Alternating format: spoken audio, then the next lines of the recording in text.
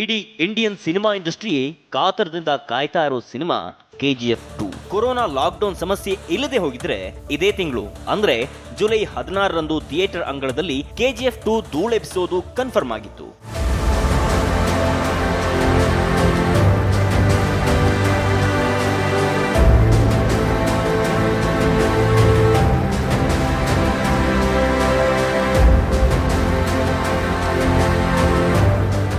ಆದ್ರೆ ಇದೀಗ KGF 2 release date post phone ಆಗಿದ್ದು ಸದ್ಯದಲ್ಲೇ ಹೊಸ ರಿಲೀಸ್ ಡೇಟ್ ಅನೌನ್ಸ್ ಮಾಡಲಿದೆ ಚಿತ್ರತಂಡ. ಸ್ವತಃ ಹೊಂಬಾಳೆ ಫಿಲ್ಮ್ಸ್ ಸೋಷಿಯಲ್ ಮೀಡಿಯಾದಲ್ಲಿ ಈ ವಿಚಾರವನ್ನ ಶೇರ್ ಮಾಡಿದೆ.